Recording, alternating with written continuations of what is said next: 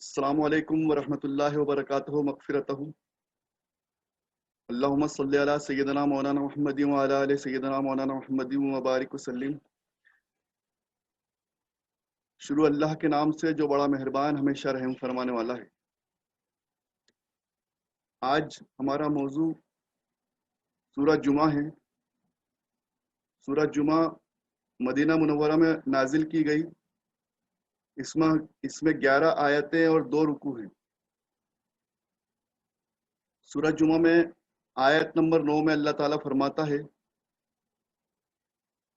اے ایمان والو، جب جمعہ کی نماز کے لیے اذان سے منادی کی جائے، یعنی آپ کو بلایا جائے، تو بس دوڑ پڑو اللہ کے ذکر کی طرف۔ اے ایمان والو، جب جمعہ کی نماز کے لیے اذان سے منادی کی جائے، یعنی جب آپ کو اذان سن لو، آپ جب اذان دی جائے، جب آپ اذان سن لو،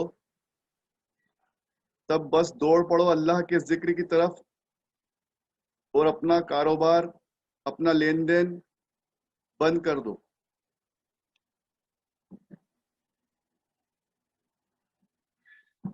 اور اگر تم جانتے ہو تو تمہارے لیے اس میں خیر ہے، اگر تم جانتے ہو تو اس میں تمہارے لیے خیر ہے۔ یعنی اللہ تعالیٰ فرما رہا ہے کہ جمعہ کی نماز کے لیے جب اذان دی جائے تو بس دوڑ پڑو اللہ کے ذکر کی طرف اور کاروبار کو بند کر دو، سب کچھ چھوڑ دو، یہی تمہارے لیے بہتر ہے، اسی میں تمہارے لیے خیر ہے۔ پھر آیت نمبر 9 کے بعد اللہ تعالیٰ آیت نمبر 10 میں فرماتا ہے، جب جمعہ کی نماز ہو جائے تو زمین میں پھیل جاؤ، جب جمعہ کی نماز ہو جائے تو زمین میں پھیل جاؤ اور اللہ کے فضل کو تلاش کرو۔ زمین میں پھیل جاؤ اور اللہ کے فضل کو تلاش کرو اور اللہ کو زیادہ سے زیادہ یاد کرو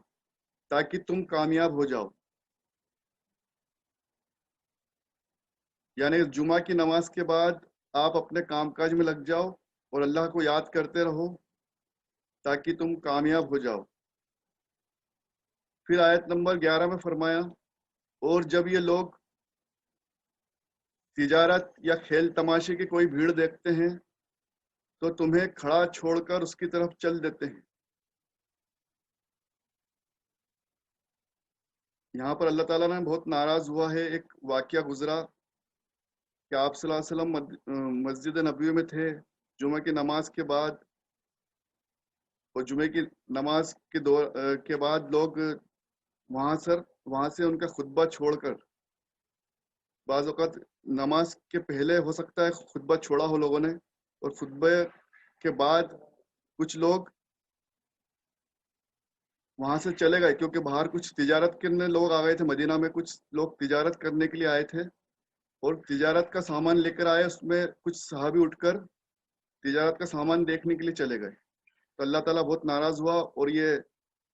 آیت مبارکہ نازل ہوئی کہ جب یہ لوگ تجارت یا کھیل تماشے کی طرف بھیڑ دیکھتے ہیں تو تمہیں کھڑا چھوڑ کر اس کی طرف چل دیتے ہیں۔ تم فرما دو کہ تماشے کی چکا چوند ویاپارک بازار ہاٹ، یعنی کہ تجارت کے سامان کے مقابلے میں اللہ کے پاس ادھک بھلائی ہے، زیادہ بھلائی ہے، زیادہ خیر ہے، اور اللہ سب سے بہتر روزی دینے والا ہے۔ اب تجارت کے لالچ میں یہ لوگ مسجد نبوی سے باہر آ گئے تھے اور وہاں پر جو تجارت کا سامان تھا اس کو دیکھنے لگ گئے تھے، اور آپ صلی اللہ علیہ وسلم کی کچھ لوگوں نے چھوڑ کر باہر آ کر جب یہ کام کیا تو اللہ تعالیٰ کو بہت ناراضی ہوئی، اللہ تعالیٰ بہت ناراض ہوا، اور اللہ تعالیٰ نے ناراض ہوتے ہوئے سورہ جمعہ میں آیت نمبر 11 نازل ہوئی اور یہ فرمایا کہ لوگ تجارت کا سامان، کھیل تماشا دیکھ کر، بھیڑ دیکھ کر تمہیں کھڑا چھوڑ کر اس کی طرف چل دیتے ہیں۔ تم فرما دو کہ تماشے کی چکا چوند اور تجارت کے ہاٹ بازار اللہ کے پاس کی بھلائی سے زیادہ بہتر نہیں ہے۔ اللہ کے پاس اس سے زیادہ مال، دولت، بھلائی، خیر، رزق تمہارے لیے اللہ کے پاس ہے، اور اللہ تعالیٰ سب سے بہتر رزق دینے والا ہے۔ اب یہ جو غلطی صحابیوں سے ہوئی تھی اس کے لیے یہ سورہ جمعہ کی آیت نمبر 11 نازل کی گئی، اور اس کے پہلے جمعے کی نماز کے بارے میں اس کی اذان سے سن کر مسجد کی طرف دوڑنا، نماز قائم کرنے کی تیاری کرنا، اس بارے میں بتایا گیا، اور صاف طور پہ کہا گیا کہ اگر تم جانتے ہو، اگر تم علم رکھتے ہو تو تمہارے لیے یہ خیر ہے کہ جب تم اذان سن لو، جمعے کی اذان سن لو، تو اپنے سب کام کاج کو بند کر دو، اپنے بزنس کو بند کر دو، اور اپنے سب چھوڑ کر اللہ کے لیے کھڑے ہو جاؤ، یعنی کہ نماز کے لیے کھڑے ہو جاؤ، نماز کی تیاری کر لو۔ یہ سب چیزیں سورہ جمعہ میں آئی۔ اس کے بعد ہم صحیح بخاری دیکھتے ہیں، صحیح بخاری کا مطالعہ شروع کرتے ہیں، تو اس میں صحیح بخاری میں جو حضرت امام بخاری رحمۃ اللہ علیہ نے کتاب الجمعہ کے بارے میں بیان کیا ہے، اس میں بھی انہوں نے شروعات یہیں سے کی ہے، یہی حوالہ دیا ہے کہ جمعے کے دن اللہ تعالیٰ نے جمعے کے دن کے لیے جو آیت نازل کی کہ جمعے کے دن نماز کے لیے اذان دی جائے تو تم اللہ کی یاد کے لیے چل کھڑے ہو، یعنی کہ تیار ہو جاؤ، اس طرف دوڑنے لگو، مسجد کی طرف چلنے لگو، اور خرید فروخت چھوڑ دو، یہ تمہارے حق میں بہتر ہے اگر تم جانتے ہو۔ یہ سورہ جمعہ کی آیت کا ہی انہوں نے حوالہ دیا ہے، اور اس قصے کی تشریح یہاں کی ہے جو میں آپ کو بیان کر رہا تھا کہ ایک بار ایسا ہوا کہ آپ صلی اللہ علیہ وسلم خطبہ جمعہ دے رہے تھے۔ اصل میں معاملہ یہ تھا کہ آپ صلی اللہ علیہ وسلم جمعے کی نماز کے پہلے خطبہ جمعہ دے رہے تھے، اچانک تجارتی قافلہ تجارت کا مال لے کر مدینہ میں آ گیا۔ تجارتی قافلہ ایک تجارت کا مال لے کر مدینہ میں آ گیا، اور خبر پا کر لوگ اس قافلے سے مال خریدنے کے لیے جمعے کا خطبہ اور نماز چھوڑ کر چلے گئے۔ استغفر اللہ۔ اب یہ تشریح میں انہوں نے لکھا ہے حضرت امام بخاری نے کہ اصل میں ہوا ایسا تھا کہ تجارتی معاملہ تھا، تجارت کے لیے کچھ لوگ سامان لے کر آئے تھے، اور وہ آواز سن کر ان کی ہاٹ بازار آس پاس لگتا ہوگا مدینہ منورہ میں، مسجد نبوی کے آس پاس، تو ان لوگوں کو کچھ آواز آ گئی ہوگی، تو وہ اٹھ کر مسجد سے وہ سامان دیکھنے کے لیے چلے گئے ہوں گے، اور وہ اس دوران ان سے کچھ خطبہ یا کچھ نماز چھوٹ گئی، تو آپ صلی اللہ علیہ وسلم کے ساتھ صرف 12 صحابی رہ گئے اس وقت، صرف 12 صحابی ایسے تھے جو اس وقت گئے نہیں۔ تو یہ آیت مبارکہ نازل ہوئی جو میں نے آپ کے سامنے پیش کی کہ آپ کہہ دو ان سے کہ ان کے لیے تجارتی سامان یا کھیل تماشا بہتر نہیں ہے، اس سے بہتر رزق اللہ تعالیٰ کے پاس ہے۔ پھر آپ صلی اللہ علیہ وسلم نے فرمایا کہ اگر یہ 12 نمازی بھی مسجد میں نہ رہ جاتے تو مدینے والوں پر یہ وادی آگ بن کر بھڑک اٹھتی۔ استغفر اللہ۔ کس قدر آپ صلی اللہ علیہ وسلم اور اللہ تعالیٰ ناراض ہوئے کہ اگر یہ نمازی باقی نمازی بھی اگر غلطی سے چلے جاتے باہر تو مدینہ منورہ میں پھر یہ وادی پھر بچتی نہیں، آگ بن کر بھڑک اٹھتی۔ استغفر اللہ۔ تو صرف یہ کچھ نمازی جو مسجد میں رہ گئے تھے ان کے کارن اللہ تعالیٰ نے اور آپ صلی اللہ علیہ وسلم نے ان کو معاف کر دیا مدینہ والوں کو، اور جمعے کی فضیلت بیان کرنے کے لیے پھر یہ آیت مبارکہ نازل ہوئی۔ پھر حدیث نمبر 876 میں نبی کریم صلی اللہ علیہ وسلم سے سنا، حضرت ابو ہریرہ رضی اللہ عنہ نے فرمایا، حضرت ابو ہریرہ رضی اللہ عنہ اس کے راوی ہیں، انہوں نے فرمایا کہ نبی کریم صلی اللہ علیہ وسلم نے فرمایا کہ ہم دنیا میں تمام امتوں کے بعد ہونے کے باوجود قیامت میں سب سے آگے رہیں گے۔ سبحان اللہ۔ اب دیکھیے خوشخبری آ گئی ہے اس امت کے لیے، حالانکہ یہ امت ہم لوگ سبھی آپ صلی اللہ علیہ وسلم کی امت ہے، اور آپ صلی اللہ علیہ وسلم آخری نبی ہیں، اور ہمارے بعد اب کوئی امت نہیں آئے گی۔ تو آپ صلی اللہ علیہ وسلم نے خوشخبری دی ہے، حضرت ابو ہریرہ رضی اللہ عنہ اس کے راوی ہیں، اور انہوں نے فرمایا کہ میں نے آپ صلی اللہ علیہ وسلم سے کہتے ہوئے سنا، اور آپ نے فرمایا کہ ہم دنیا میں تمام امتوں کے بعد ہونے کے باوجود قیامت میں سب سے آگے رہیں گے، فرق صرف یہ ہے کہ کتاب انہیں ہم سے پہلے دی گئی تھی، ہے نا، کتاب والے وہ تھے پہلے، ہم سے پہلے بھی کتاب والے امتیں آئی ہیں، ہے نا، کئی نبی کئی رسول آئے ہیں، لیکن ہم سب سے آخر میں ہیں۔ یہی جمعہ ان کا بھی دن تھا جو تم پر فرض ہوا ہے، جمعہ ان کے پاس بھی تھا، لیکن ان کا اس کے بارے میں اختلاف ہوا۔ اب دیکھیے جمعے کی برکتوں کو انہوں نے جھٹلا دیا، بھلا دیا، جمعے کی اہمیت کو انہوں نے ختم کر دیا ہوگا، یا کچھ اس میں اختلاف ہو گیا ان کا آپس میں جمعے کے بارے میں، تو یہ وجہ رہی۔ اور حضور صلی اللہ علیہ وسلم نے فرمایا کہ ان کا جمعے کے بارے میں اختلاف ہوا اور اللہ تعالیٰ نے ہمیں یہ دن بتا دیا، یعنی کہ ہمیں اس بات کی وضاحت کر دی کہ جمعہ تمہارے لیے مبارک دن ہے، اس لیے لوگ اس سے بہتر تابع ہوں گے، مطلب اس سے فائدہ اٹھائیں گے، اور یہ دوسرے دن ہوں گے اور نصارہ تیسرے دن۔ یعنی کہ اب ہم سب سے پہلے دن، مطلب جب ہم کھڑا ہوں گے حساب و کتاب کے لیے، تو ہماری امت کو سب سے پہلے کھڑا کیا جائے گا، سب سے آگے رکھا جائے گا۔ سبحان اللہ۔ اور اس کی فضیلت یہ ہے، آپ صلی اللہ علیہ وسلم اور آپ صلی اللہ علیہ وسلم کی امت میں جمعے کا دن یہ نسبت رہیں گی۔ آپ صلی اللہ علیہ وسلم کا مرتبہ، آپ صلی اللہ علیہ وسلم کو جمعے کا دن جو عطا کیا اللہ تعالیٰ نے، اور اس میں اللہ تعالیٰ نے جمعے کے دن کی فضیلتیں بتا دی، بیان کر دی، تو یہ اس کا ایک ریزن بنے گی، اس کا ایک کارن بنے گی کہ ہم لوگ انشاءاللہ قیامت میں سب سے آگے رہیں گے۔ یہ صحیح بخاری کی حدیث 876 میں آپ صلی اللہ علیہ وسلم فرما رہے ہیں کہ ہم سب سے آگے رہیں گے۔ اس کے بعد پھر ہمارے پیچھے دوسرے کتاب والے ہوں گے جو کتاب پر قائم رہے ہوں گے، یا انہوں نے کتاب پر عمل کیا ہوگا، جو ان پہ کتاب نازل ہوئی تھی، جیسے ہم پہ قرآن شریف نازل ہوا، ایسا ان پہ جو کتابیں نازل ہوئی تھی ان کتابوں پر انہوں نے عمل کیا ہوگا، تو ہم سے پیچھے کھڑے ہوں گے۔ یہ ایک خوشخبری آئی۔ پھر حدیث نمبر 880 میں حضور اکرم صلی اللہ علیہ وسلم نے فرمایا کہ جمعے کے دن ہر انسان پر، ہر بالغ پر غسل، مسواک اور خوشبو لگانا اگر میسر ہو تو ضروری ہے۔ اگر اس کی استطاعت ہو، اگر وہ کیپیسٹی رکھتا ہو کہ وہ غسل کر سکے، وہ مسواک کرے، خوشبو لگائے اس پہ، اس کے پاس جو بھی خوشبو میسر ہو، تو یہ اس کے لیے بہتر ہے۔ پھر حضور صلی اللہ علیہ وسلم 881 میں فرماتے ہیں، صحیح بخاری حدیث نمبر 881 میں آپ صلی اللہ علیہ وسلم نے فرمایا کہ جو شخص جمعے کے دن نماز پڑھنے جائے، یعنی اچھی طرح سے تیار ہو، غسل کرے، وضو کرے، اور سب سے پہلے پہنچے مسجد میں، جو سب سے پہلے پہنچے، اذان ہوتے ہی پہنچے، تو اسے اونٹ کی قربانی کا ثواب ملے گا۔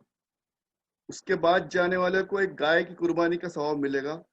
اور اس کے بعد جانے والے کو ایک سینگ والے مینڈے کی قربانی کا ثواب ملے گا، اور جو کوئی اس کے بعد گیا تو اس نے گویا کہ مرغی کی قربانی دی، اور کوئی اس کے بعد گیا تو اسے صرف اللہ کی راہ میں ایک انڈا قربان کرنا ہے، یا اس کو صدقہ کرنے کا ثواب ملے گا۔ یعنی کہ ایک جس سیریز میں آپ، جس کیٹیگری میں آپ رہیں گے، جس طرح سے آپ پہنچیں گے مسجد میں، سب سے پہلے پہنچیں گے تو آپ کو ایک اونٹ کی قربانی کا ثواب ہے، پھر اور لیٹ جائیں گے تو ایک گائے کی قربانی کا ثواب ہے، پھر اور لیٹ جائیں گے تو مینڈے کی قربانی کا ثواب ہے، اور لیٹ پہنچیں گے تو ایک مرغی کی قربانی، اور سب سے آخری میں پہنچیں گے تو ایک انڈا اللہ کی راہ میں دیا۔ اس طرح سے آپ کا ثواب کم ہوتا جائے گا۔ یعنی کہ آپ صلی اللہ علیہ وسلم اس حدیث کے ذریعے آپ کو یہ سمجھا رہے ہیں، ہم سب کو یہ سمجھا رہے ہیں، ہم سب نے سب سے پہلے مسجد میں پہنچنے کی کوشش کرنا چاہیے۔ ہماری کوشش یہ ہونا چاہیے کہ جیسے ہی ہم جمعہ کی اذان سنیں، ویسے ہی ہم گھر سے نکلیں اور جلدی سے جلدی مسجد میں جا کر خطبہ سننے میں مشغول ہو جائیں، جلدی سے جلدی کوشش کریں کہ مسجد پہنچیں، کیونکہ آپ صلی اللہ علیہ وسلم نے فرمایا کہ اس کے بعد فرشتے خطبہ سننے میں مشغول ہو جاتے ہیں، یعنی کہ اپنا رجسٹر جس میں وہ انٹری کرتے ہیں وہ اپنا دفتر بند کر لیتے ہیں۔ جب خطبے کی اذان ہو جائے گی، جب دوسری مرتبہ جب اذان ہوتی ہے مسجد میں خطبے کی، جب خطبہ بالکل شروع ہونے والا رہتا ہے، امام صاحب جب ممبر پر بیٹھ جاتے ہیں، اس وقت جب اذان شروع ہوتی ہے، تو پھر اس کے بعد آنے والے کا نام فرشتے اپنے رجسٹر میں نہیں لکھتے، یعنی کہ اس پہ صرف خطبہ سننے کے پہلے اس کو خاص فضیلتیں اس کو ملتی ہیں، اس کے بعد صرف نماز پڑھنے کا ہی اس کو ثواب ملے گا، صرف اس کا جمعہ ہو جائے گا، لیکن اس کو خاص فضیلت نہیں ملے گی جو جمعے کی فضیلت آپ صلی اللہ علیہ وسلم نے فرمائی ہے۔ پھر آگے حدیث نمبر 883 میں نبی کریم صلی اللہ علیہ وسلم نے فرمایا، جو شخص جمعے کے دن غسل کرے، اچھی طرح سے پاکی حاصل کرے، اپنے گھر میں جو موجود تیل ہے اس تیل کو استعمال کرے، جو خوشبو میسر ہو خوشبو لگائے، نماز کے لیے نکلے اور مسجد میں پہنچ کر دو آدمیوں کے بیچ میں نہ گھسے۔ اب یہ دیکھو کتنی اچھی سیکھ ہمارا دین ہمیں سکھا رہا ہے۔ کچھ لوگوں کی عادت ہوتی ہے دیر سے آتے ہیں اور آگے جانے کی کوشش کرتے ہیں، سب کو الانگتے پھلانگتے سب سے آگے نکلنے کی کوشش کرتے ہیں،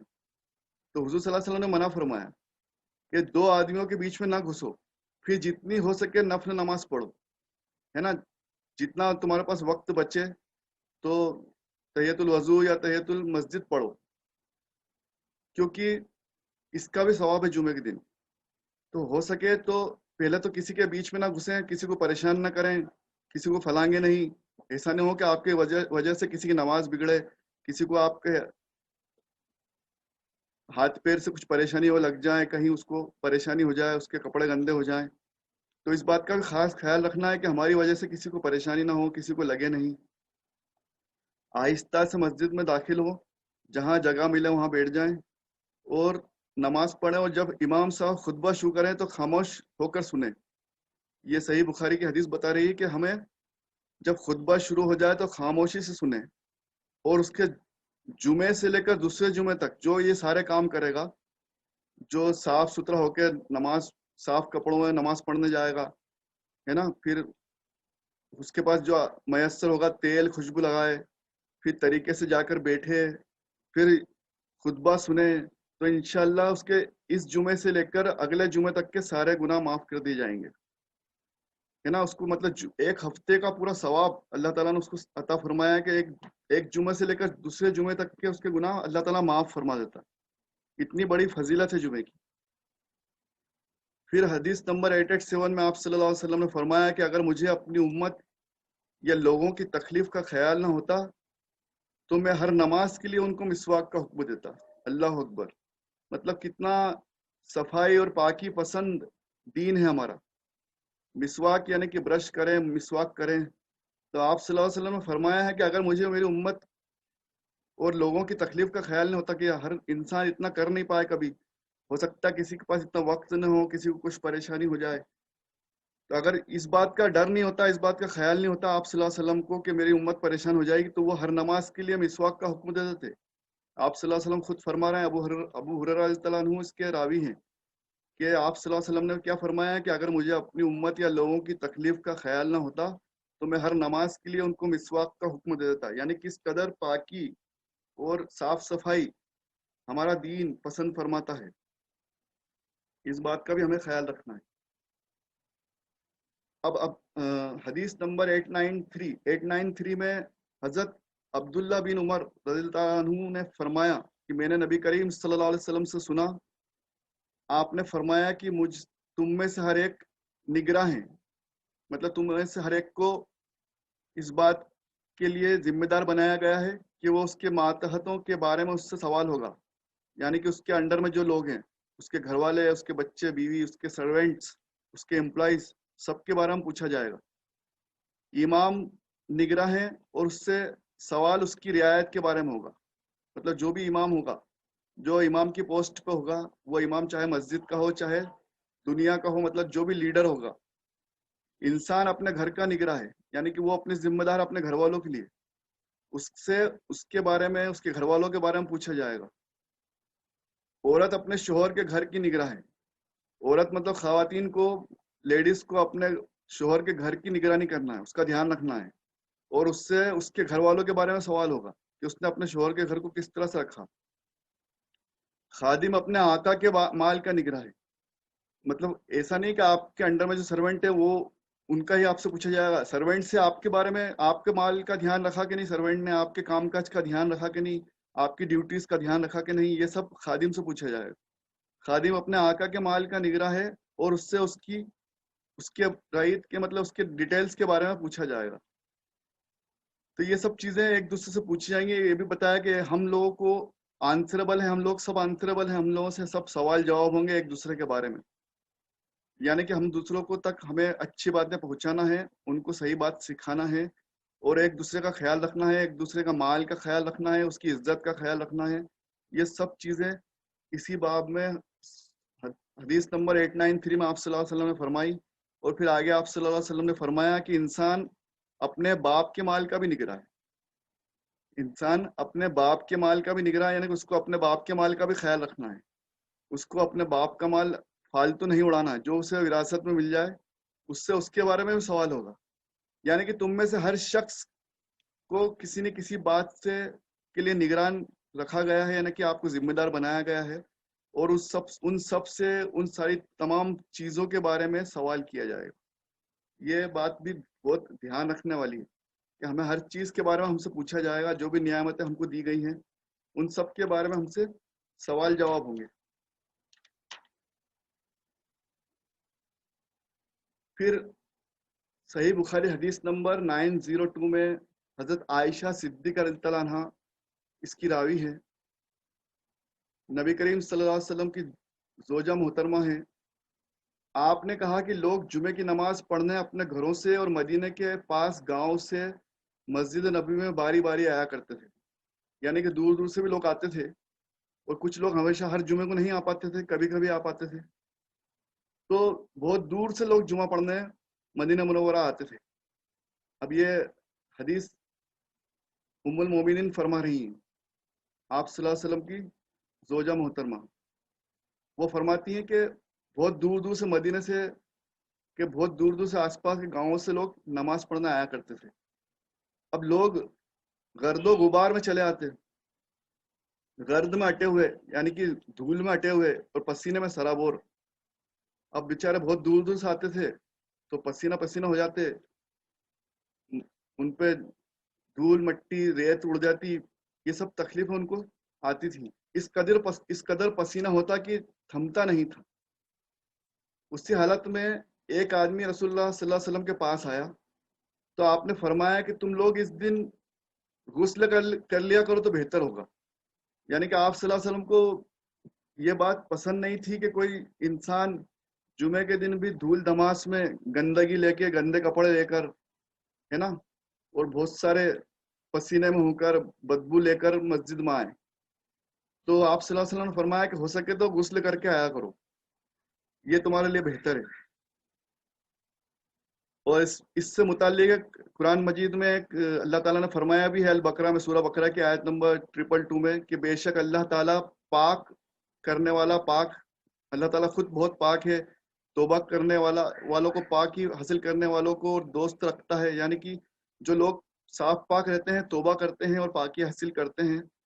اللہ تعالیٰ ایسے لوگوں کو پسند فرماتا ہے. اللہ تعالیٰ خود بھی پاک ہے اور پاکی پسند فرماتا ہے. یہ اس کا مفہوم ہے سورہ بقرہ کی آیت کا. تو اس سے ہمیں یہ پتہ چلا کہ اللہ اور اس کے رسول صلی اللہ علیہ وسلم کو پاکی پسند ہے، یعنی کہ صاف صفائی کا ہمیں خوب خیال رکھنا چاہیے. صاف صفائی کا خوب خیال رکھیں، خوب صاف پاک رہیں. جمعے کی نماز کے لیے چلنے کا بیان. حضرت امام بخاری رحمۃ اللہ علیہ فرماتے ہیں کہ اللہ تعالیٰ نے سورہ جمعہ میں فرمایا کہ اللہ کے ذکر کی طرف تیزی سے کے ساتھ چلو. اب جیسے ہم نے شروع میں پڑھا تھا سورہ جمعہ کہ اس میں اللہ نے کیا فرمایا کہ جب اذان سن لو تو تیزی سے مسجد کی طرف چلو. تو یہ بات بھی یہاں پھر انہوں نے بتائی ہے. اور سورہ بنی اسرائیل میں بھی انہوں نے بتایا کہ خرید و فروخت جمعے کے دن اذان کے بعد حرام ہو جاتی ہے. ابن عباس رضی اللہ عنہ نے کہا کہ خرید و فروخت جمعے کی اذان ہوتے حرام ہو جاتی ہے، یعنی کہ جمعے کی اذان سن لو تو اپنے کاروبار کو بند کر دو. اس کے بعد جمعے کے اذان کے بعد تمام کاروبار بند کر دو، کیونکہ یہ تم پر حرام ہے، یعنی کہ منع فرمائے گئے. پھر حدیث نمبر 910، نبی کریم صلی اللہ علیہ وسلم نے فرمایا کہ جس نے جمعے کے دن غسل کیا، خوب پاکی حاصل کی اور تیل یا خوشبو استعمال کی جو اس کے پاس اویلیبل ہو، میسر ہو، پھر جمعہ کے لیے چلا اور دو آدمیوں کے بیچ نہ گھسا، اور جتنی اس کی قسمت میں تھی، یعنی کہ نماز پڑھی، جتنا وقت اسے ملا اس نے نماز پڑھی. پھر جب امام صاحب کا خطبہ شروع ہوا تو خاموشی سے سنا، تو اس جمعے سے لے کر دوسرے جمعے تک کے تمام گناہ بخش دیے جائیں گے. پھر سے ایک اور حدیث آئی ہے، جمعے کی فضیلت بتا دی گئی ہے، جمعے کی برکت. جمعے کی نماز پڑھیں، اس طرح سے پڑھیں کہ صاف پاک ہوں، ہے نا، صحیح طریقے سے مسجد میں جلدی سے جلدی پہنچیں، خاموشی سے خطبہ سنیں، نماز پڑھیں، تو انشاءاللہ آپ کے اس جمعے سے لے کر دوسرے جمعے تک کے تمام گناہ بخش دیے جائیں گے. پھر حدیث نمبر 911، نبی کریم صلی اللہ علیہ وسلم نے اس سے منع کیا کہ کوئی شخص اپنے مسلمان بھائی کو اٹھا کر اس کی جگہ خود بیٹھ جائے. اب یہ مسجدوں میں اکثر ہم ہوتے ہوئے دیکھتے ہیں، جو رسوخ دار لوگ انسان آتے ہیں، جو بڑے عہدے کے لوگ ہوتے ہیں، ان کو دیکھ کر لوگ بیچارے جگہ چھوڑ دیتے ہیں، یا وہ اشارہ کر دیتے ہیں، لوگ ان کو دیکھ کر کھڑے ہو جاتے ہیں، ادھر ادھر بیٹھنے لگ جاتے ہیں.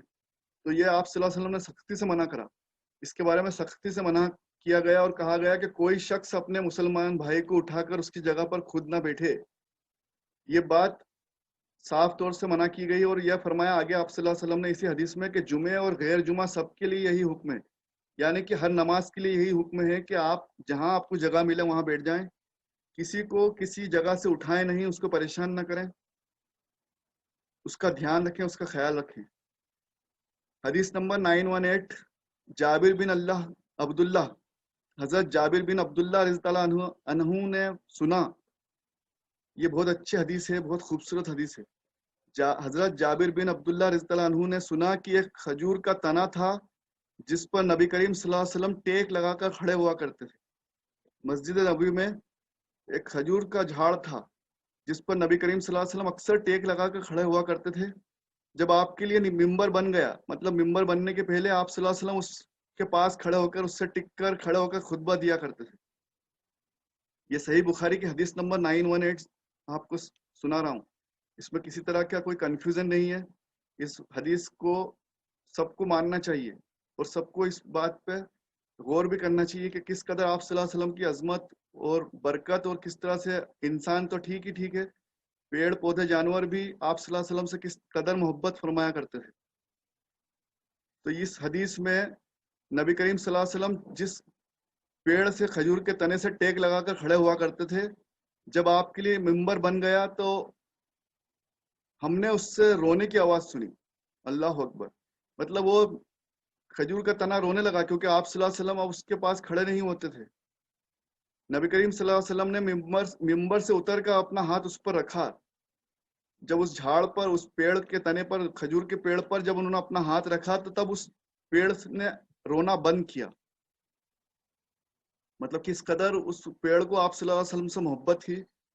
کہ صحیح بخاری کی حدیث بیان کر رہی ہے کہ آپ صلی اللہ علیہ وسلم جس پیڑ سے ٹیک لگا کر کھڑے ہوتے تھے اور خطبہ دیا کرتے تھے، جب اس سے ہٹ کر وہ ممبر پر بیٹھ گئے، جب ممبر بن گیا تو وہ پیڑ رونے لگا، اور جب تک آپ صلی اللہ علیہ وسلم نے اس سے ہاتھ سے اس کو دلارا نہیں، پچکارا نہیں، اس پہ اپنا دست مبارک نہیں رکھا، تب تک وہ رونا بند نہیں ہوا، تب تک اس کے رونے کی آواز آتی رہی۔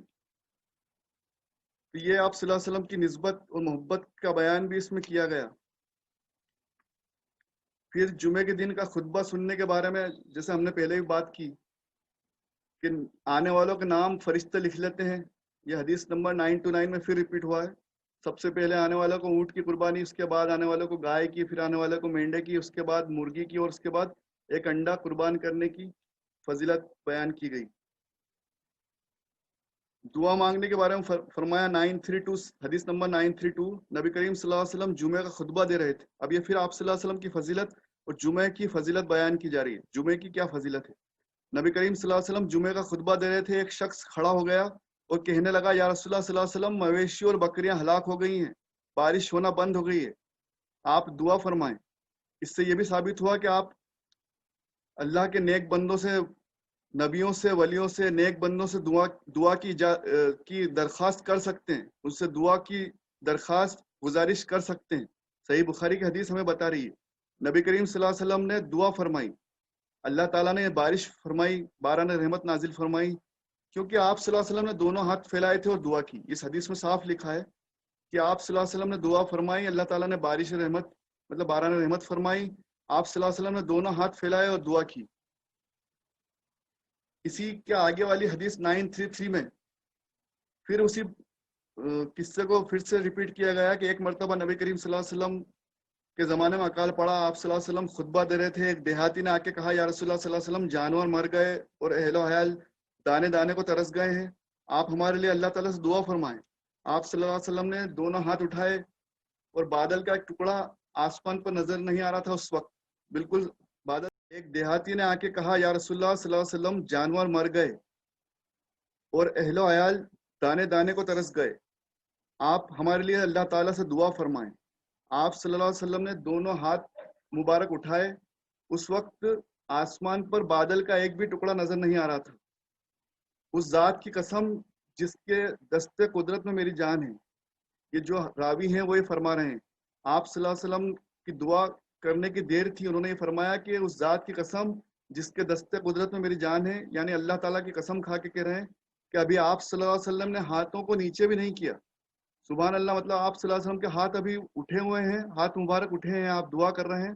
ابھی ہاتھوں کو نیچے بھی نہیں کیا کہ پہاڑوں کی طرح گھٹا امڑ آئی، اور آپ صلی اللہ علیہ وسلم ابھی ممبر سے اترے بھی نہیں، آپ صلی اللہ علیہ وسلم ابھی منبر سے اترے بھی نہیں تھے کہ میں نے دیکھا کہ بارش کا پانی اس طرح سے آیا، اس طرح سے ٹپکنے لگا کہ اگلے جمعے تک بارش ہونے لگی، اگلے جمعے تک بارش ہوتی رہی. اس طرح سے بارش کا پانی ٹپکتا ہوا بار بار نظر آ رہا تھا انہیں. وہیں سے مسجد میں سے انہوں نے دیکھ لیا کہ کس طرح سے بارش کا پانی ٹپک رہا ہے، یعنی کہ کس طرح سے بارش شروع ہو گئی ہے، اور بارش کا پانی لگاتار بارش آ رہی ہے اور اگلے جمعے تک بارش ہوتی رہی. سبحان اللہ. پھر دوسرے جمعے کو یہی دیہاتی پھر کھڑا ہوا. اب اسی حدیث کا باقی حصہ سنیے. دوسرے جمعے کو یہی دیہاتی پھر کھڑا ہوا اور فرمایا، آپ صلی اللہ علیہ وسلم سے درخواست کی اور کہا کہ کوئی دوسرا شخص کھڑا ہوا ہو سکتا ہے، کوئی دوسرا شخص کھڑا ہوا یا وہی شخص تھا، اور یہ کہنے لگا کہ یا رسول اللہ صلی اللہ علیہ وسلم، عمارتیں منہدم ہو گئی ہیں اور جانور ڈوب گئے ہیں. مطلب اس قدر بارش ہوئی کہ آپ کی دعا سے اللہ تعالیٰ نے اتنا پانی برسا دیا ہے کہ اب سب ڈوبنے لگے ہیں. آپ صلی اللہ علیہ وسلم ہمارے لیے اللہ سے دعا کیجئے. پھر آپ صلی اللہ علیہ وسلم نے دونوں ہاتھ اٹھائے اور دعا کی کہ اے اللہ، اب دوسری طرف بارش برسا اور ہم سے اسے روک دے. مطلب آپ صلی اللہ علیہ وسلم کی دعا سے اس قدر بارش ہوئی، اس قدر پانی آیا، اس قدر بارش برسی کہ ایک ہفتے میں پورا مدینہ سرابور ہو گیا، پانی پانی ہو گیا. تو آپ صلی اللہ علیہ وسلم نے پھر دونوں ہاتھ اٹھائے اور دعا کی کہ اے اللہ، آپ دوسری طرف بارش برسا اور ہم سے اسے روک دے. آپ صلی اللہ علیہ وسلم ہاتھ سے بادل کے لیے جس طرف اشارہ کرتے وہ بادل اس طرف سے صاف ہو جاتا. سبحان اللہ. سارا مدینہ تالاب کی طرح بن گیا اور مدینہ میں پانی پانی ہو گیا اور ہر طرف بھرپور بارش ہوئی. یہی خبر سب طرف سے آئی. یہ صحیح بخاری کی حدیث ہے کہ آپ صلی اللہ علیہ وسلم کی دعا سے بارش، کس قدر بارش برسی، اور آپ صلی اللہ علیہ وسلم کی دعا کرتے ہی بارش بند ہو گئی اور موسم صاف ہو گیا. سبحان اللہ. تو یہ جمعے اور آپ صلی اللہ علیہ وسلم کی دعاؤں کا برکت اور فضیلت اس طرح سے حدیث صحیح بخاری میں بیان کی گئی ہے. پھر آپ صلی اللہ علیہ وسلم نے ایک حدیث نمبر 935 میں حضرت ابو ہریرہ رضی اللہ عنہ اس کے راوی ہیں. صحیح بخاری حدیث نمبر 935. حضرت ابو ہریرہ رضی اللہ عنہ فرماتے ہیں کہ آپ صلی اللہ علیہ وسلم نے جمعے کے ذکر میں ایک بار فرمایا کہ اس دن ایک ایسی گھڑی آتی ہے جس میں اگر کوئی مسلمان بندہ نماز پڑھ رہا ہو اور کوئی چیز اللہ پاک سے مانگ رہا ہو تو اللہ تعالیٰ اسے وہ چیز ضرور دیتا ہے. اور ہاتھ کے اشارے سے آپ نے بتلایا کہ وہ ساعت بہت تھوڑی سی ہے، مطلب وہ گھڑی بہت تھوڑی سی ہے. اب یہ اس دن کی فضیلت ایک اور بیان کی گئی کہ آپ صلی اللہ علیہ وسلم نے فرمایا کہ جمعے کے دن آپ نماز پڑھیں، دعا کریں، اللہ تعالیٰ سے دعا کریں، خوب عبادت کریں، درود شریف پڑھیں، تسبیحات پڑھیں. الگ الگ حدیثوں میں، الگ الگ حدیثوں کی کتاب میں، سنن ترمذی، ابن ماجہ،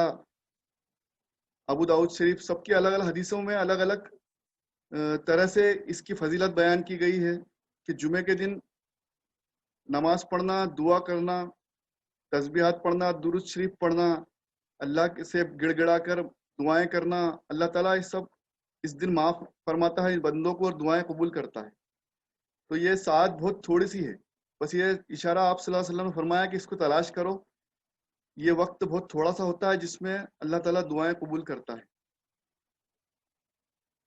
اور جمعے کے دن کہ کوئی شخص اگر خطبے کے وقت خاموش نہ رہے تو وہ بھی گناہ ہے. اس کے لیے حضرت امام بخاری رحمۃ اللہ علیہ لکھتے ہیں